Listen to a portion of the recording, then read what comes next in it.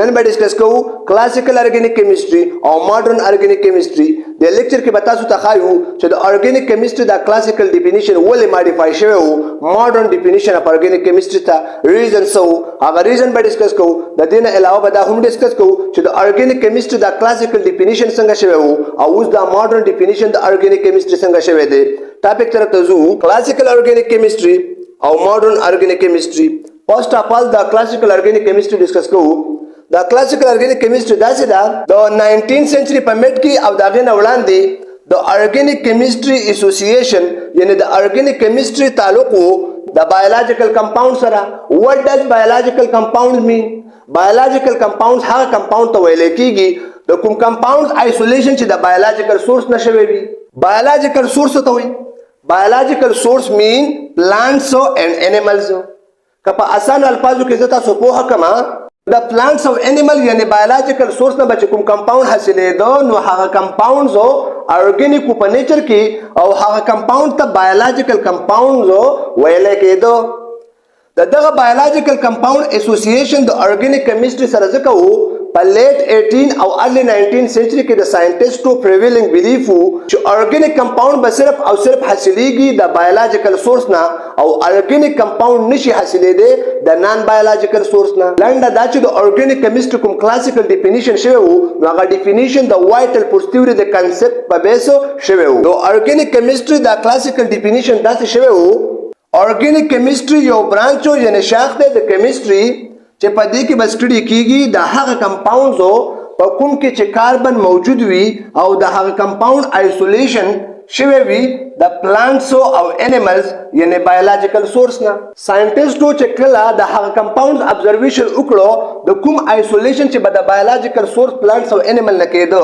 نو هغه ساینټسټو ابزرو کړه چې په دغه کمپاوندز کې د کاربن نه علاوه هایدروجن، نایټروجن او اکسیجن وغیرہ د دې ایلیمنټس اټمونه هم موجود دي. یو څو کمپاوندز ایز ایگزامپل اخلو کوم چې به د بایولوژیکل سورس یعنی پلانټس او انیمل نه حاصلېدو او ګورو چې کوم قسمه ایلیمنټس پکې موجود دي. یوریا، موږ به یوریا واخلو. د یوریا فارموله ده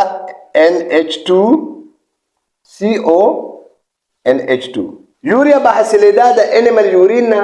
یعنی د بایولوژیکل سورس نه به حاصلېده. په دې یوریا کې د کاربن نه علاوه د نایټروجن، هایدروجن او اکسیجن ایلیمنټس اټمونه موجود دي. ګلوکوز به واخلو C6H12 او O6. ګلوکوز به حاصلېدو د هنی، فروټس او ویجیټیبل نه یعنی د پلانټس او انیمل سورس نه به حاصلېدو. په دې ګلوکوز کې د کاربن نه علاوه د هایدروجن او اکسیجن ایلیمنټس اټمونه موجود دي. داسې کوم واخلو ایتانول به واخلو C2H5 او OH. ایتانول به حاصلېدو کله به چې د شوګر فرمنټیشن وشو د ایست په پریزنس کې. شوګر په خپله د کین نه حاصلېږي او کین څه دی؟ پلانټس دی. یعنی د ایتانول انډایرکټ پروډکټ دی د پلانټ سورس. په دې ایتانول کې د کاربن نه علاوه د هایدروجن او اکسیجن ایلیمنټس اټمونه موجود دي. د انټروډکشن اف ارګینیک کیمستري په لیکچر کې موږ داسې ډېر ارګینیک کمپاوند په ډیټیل ډسکس کړي دي کوم چې به د بایولوژیکل سورس پلانټس او انیمل نه حاصلېده. تاسو هغه لیکچر د ډیټیل لپاره کتلی شئ. د ارګینیک کیمستري د کلاسیکل ډیفینیشن ریسټرکټډ ډیفینیشن و. په دې کې به صرف او صرف سټډي کېده د نیچرل پروډکټس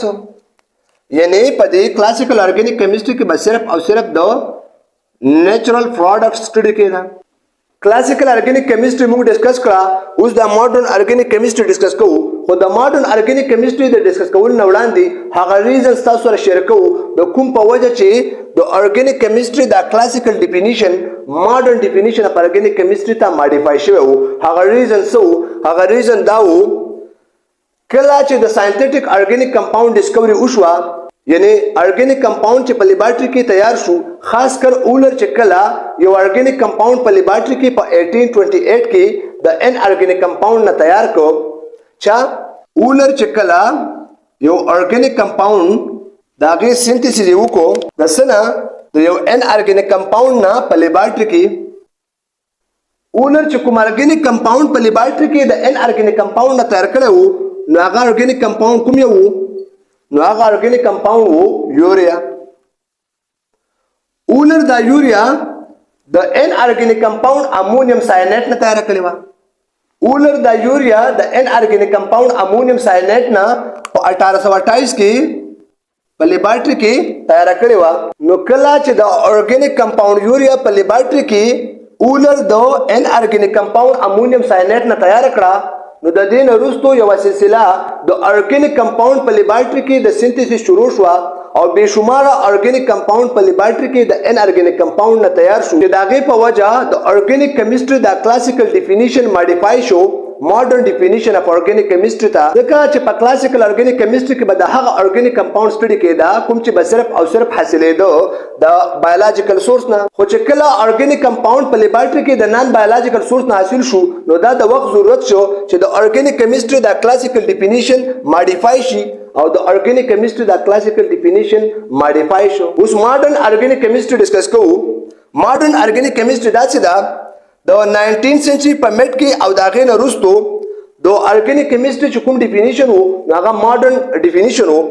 دا ډیفینیشن داسې شوی و ارګینیک کیمستري یو برانچ و یعنې شاخ دی د کیمستري چې په دې کې به سټډي کیږي د هغه کمپاونډز په کوم کې چې کاربن ایز ا میجر ایلیمنٹ موجود وي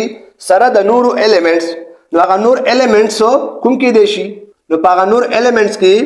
هایډروجن نایټروجن اکسیجن سلفر فاسفورس او هیلوجن وغیرہ د داسې قسمه ایلیمنټس او اټمونه به د کاربن سره موجود وي نو خواکه دغه کمپاوند حاصل شي د بایولوژیکل سورس نه او خواکه دغه کمپاوند حاصل شي د نان بایولوژیکل سورس نه نو دغه کمپاوند به سی وي ارګینیک به وي او دغه کمپاوند سټډي به کیږي پس کې په ماډرن ارګینیک کیمستري کې مونږ خبره ده کمپاوند سټډي وکړه نو د کمپاوند کوم قسم سټډي وکړي په د ماډرن ارګینیک کیمستري کې نو د کمپاوند د سټرکچر سټډي په د ماډرن ارګینیک کیمستري کې کیږي د پراپرټیز نو په پراپرټیز کې فزیکل او کیمیکل پراپرټیز دواړه راځي د پراپرټیز نه علاوه ریاکشن د کمپاوند د ریاکشن سټډي په کې کیږي او د ټولو نه اهم په کوم اصولو یعنی په کوم پرنسپل چې د دغه کمپاوندز فورمیشن کیږي نو د هغه فورمیشن سټډي به کیږي نن سبا چې تاسو ته کوم ارګینیک کیمستري پڑھاویږي نو دا ماډرن ارګینیک کیمستري دا او په دغه کیمستري کې د ټول هغه ارګینیک کمپاوند سټډي کیږي خو هغه حاصل شوی وي یا حاصل شي د نیچرل سورس نه او خو هغه حاصل شوی وي یا حاصل شي د ساينټیفیک سورس نه د ارګینیک کیمستري دا ډیفینیشن ایکسپینډډ ډیفینیشن دی په دې کې سټډي کیږي د هایدروکاربن او د هایدروکاربن د ډیرایویټیوز نه علاوه HCS مطلب د هایدروکاربنز د هایدروکاربنز او د هایدروکاربن د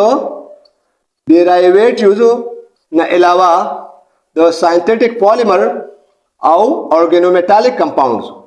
OMCS به شارټ ولیکم اورګانومیټالیک کمپاوندز هایدروکاربن خو تاسو پیژنئ هایدروکاربن هغه ارګینیک کمپاوند ته ویل کیږي کوم چې صرف او صرف په کاربن او هایدروجن ایلیمنټس مشتمل وي ډیرایویټیوز د هایدروکاربن نه ډیرایو شوي ارګینیک کمپاوند ته ویل کیږي په دې کې د کاربن او هایدروجن نه علاوه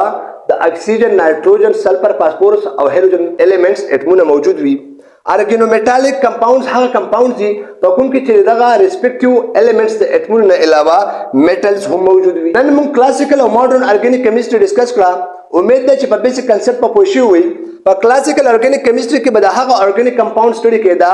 کوم چې به صرف او صرف حاصلېده د بایولوژیکل سورس نه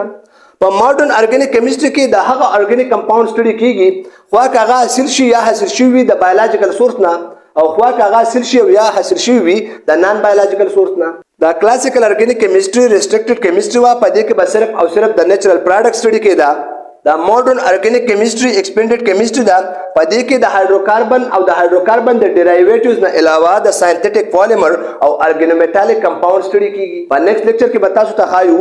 چې ارګینیک کمپاوند څه ته وایي د ارګینیک کمپاوند تعداد ولې سیوا ده د ان ارګینیک کمپاوند نه په نیچر کې د دې نه علاوه به دا هم ډسکس کوو چې آیا ټول کاربن کنټیننګ کمپاوند ارګینیک دي کنه آی هوپ چې په لیکچر به پوه شئ وئ د نیکسټ لیکچر پورې تاسو ورور زبیر شاه اجازه غواړي د الله پامان